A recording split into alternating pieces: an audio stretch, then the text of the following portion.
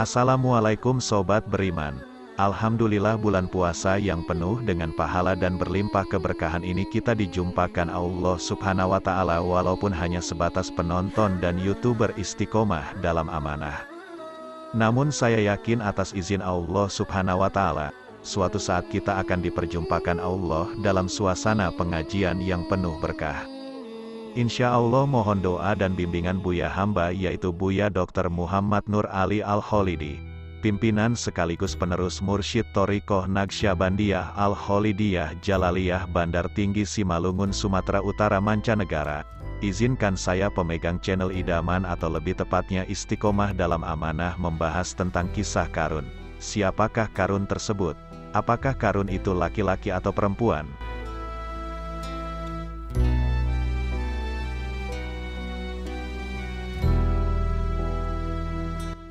Di dunia ini, setiap orang pasti mau hidup serba berkecukupan, apalagi memiliki harta yang tumpah ruah. Namun, harta hanyalah sekadar harta yang hanya memberikan kebahagiaan di dunia. Harta yang dimiliki selama di dunia tidak akan ada artinya di akhirat, melainkan amallah yang menjadi perhitungan untuk menuju surga.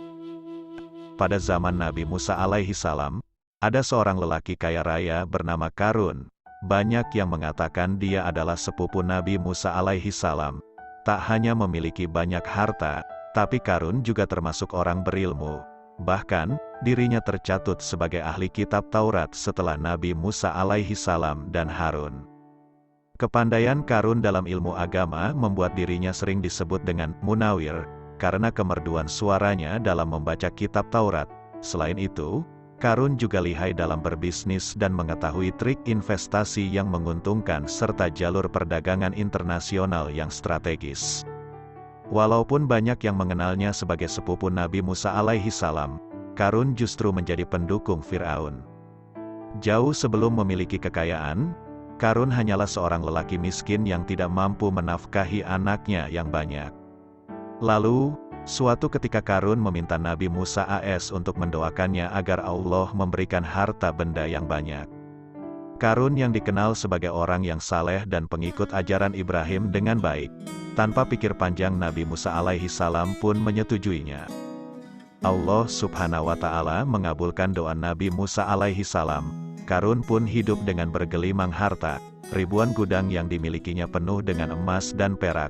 Namun, sayang keberuntungan yang didapat membuatnya gelap mata. Qarun pun mulai hidup dengan penuh pamer kekayaan dan sombong. Kekayaan yang diberikan Allah Subhanahu wa Ta'ala malah membuatnya lupa dengan Sang Pemberi.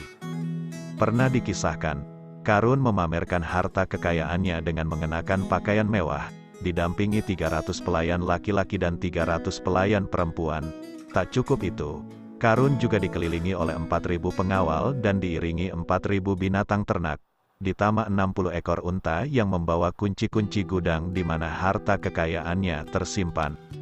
Allah Subhanahu wa Ta'ala berfirman dalam Quran Surat Al-Qasas ayat 76 yang artinya, "Sesungguhnya Qarun adalah termasuk kaum Musa, maka ia berlaku aniaya terhadap mereka, dan kami telah menganugerahkan kepadanya perbendaharaan harta yang kunci-kuncinya sungguh berat dipikul oleh sejumlah orang yang kuat-kuat." Janji Qarun untuk lebih taat beribadah dan membantu sesama jika diberi kekayaan oleh Allah Subhanahu wa Ta'ala dilupakan. Dia mempergunakan kekayaan tersebut dalam kesesatan, kezaliman, dan permusuhan sehingga membuatnya menjadi sombong dan terlena kekayaan. Sosok Qarun sangat jelas mendurhakai Allah Subhanahu wa Ta'ala. Bahkan para muslimin pada masa itu pernah menasihati Qarun untuk bersyukur atas nikmat yang telah diberikan Allah Subhanahu wa Ta'ala, tapi dia malah mengindahkan nasihat tersebut.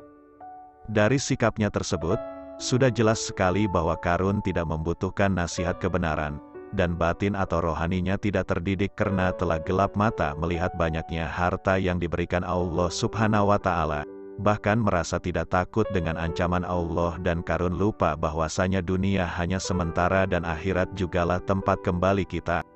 Sebab karun sudah memiliki segalanya, dirinya hebat, pintar, dan punya banyak harta. Allah Subhanahu wa Ta'ala berfirman dalam Quran Surat Al-Qasas ayat 78 yang artinya, "Sesungguhnya, aku hanya diberi harta itu karena ilmu yang ada padaku." Karun juga menunjukkan bahwa dirinya bukanlah orang yang berakhlak, akhlaknya begitu buruk kepada sesama manusia, apalagi terhadap Allah Subhanahu wa Ta'ala yang memberi semua harta kekayaan itu. Sudah pasti, Karun adalah lelaki yang tidak memiliki akal sehat. Sosoknya jauh dari orang berakal. Hanya orang berakallah yang mendapatkan cinta dari Allah dan Rasul-Nya. Orang yang paling kucintai dan yang paling dekat denganku pada hari kiamat nanti adalah yang paling baik akhlaknya, yaitu yang tawaduk, yang mencintai dan dicintai. Hadis riwayat Tabrani. Di dalam Al-Quran juga telah dijelaskan bahwa Karun merupakan lelaki yang berkhianat, bukan hanya kepada Nabi Musa alaihi salam, tetapi juga Allah Subhanahu wa Ta'ala sang pemilik alam semesta beserta isinya. Allah Subhanahu wa Ta'ala berfirman dalam Quran Surat Al-Mu'min ayat 23-24 yang artinya, "Dan sesungguhnya telah kami utus Musa dengan membawa ayat-ayat kami dan keterangan yang nyata kepada Firaun, Haman, dan Karun. Maka mereka berkata, ia adalah seorang ahli sihir yang pendusta." Sikap sombong lain yang diperbuat Karun adalah ketika Nabi Musa alaihi salam diperintahkan oleh Allah Subhanahu wa Ta'ala untuk menunaikan zakat. Ketika Karun dimintai zakat, ia pun langsung marah dan tidak memberikan sedikit kekayaannya. Lantas, apa yang dipikirkan Karun? Dia berpikir bahwa harta kekayaan yang dimilikinya didapat dari hasil kerja keras dan usahanya dan tidak ada kaitan dengan siapapun, termasuk Allah Subhanahu wa Ta'ala. Nauzubillahi min zalik. Gambaran kisah Karun menunjukkan bahwa dirinya sangat sombong, zalim, durhaka kepada Allah Subhanahu wa Ta'ala, pelit, dan tidak memiliki akal sehat. Perbuatan Karun sangat tidak patut dicontoh oleh siapapun. Inti dari narasi di atas adalah, begitu pentingnya rohani kita terdidik dan selalu berzikir kepada Allah. Karena dengan mendidik hati dan kolbu kita kepada Allah dengan bersungguh-sungguh dan tidak mengharapkan apa-apa hanya mengharapkan ridho Allah, yakinlah seberapa banyaknya harta kita kalaulah kolbu kita terdidik, insya Allah balasan Allah Subhanahu wa Ta'ala akan indah pada waktunya.